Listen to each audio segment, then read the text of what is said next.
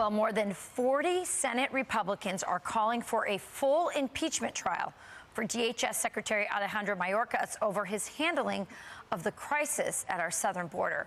Those lawmakers saying the secretary's actions have become, quote, a nightmare for the American people.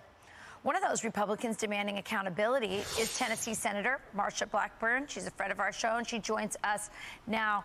Senator, that's a lot of people. I can't think of a better person to impeach, but is that enough to impeach Alejandro Mayorkas? Rachel, what we know is we're going to have to make that case Tuesday when we go to the floor and we receive those articles of impeachment from the House. It is important that we do our constitutional duty, and we all remember Chuck Schumer talking about that constitutional duty when it was President Trump that they were wanting to impeach and have that trial. And indeed, Article 1, Section 2 of the Constitution lays out the House responsibility, and Section 3, the Senate responsibility. So what we will do is offer different organizing resolutions. Senator Lee and Senator Kennedy each have one, and then Senator Cruz has a resolution for a trial committee. The point is, this border is wide open. Mayorkas has been doing Biden's bidding, and we need to get that border closed. There are hundreds of thousands of Americans that have been adversely impacted because of fentanyl, because of lives lost, human trafficking, sex trafficking, crime in communities.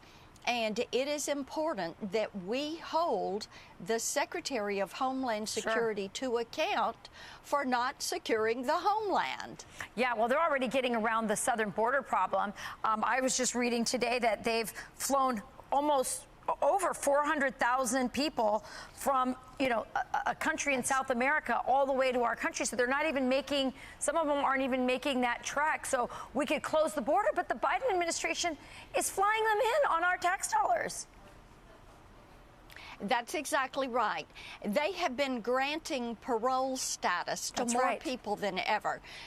Parole was used sparingly by both President Trump, President Obama, and the previous presidents. Presidents Trump and Obama each did about 5,600 parolees per year.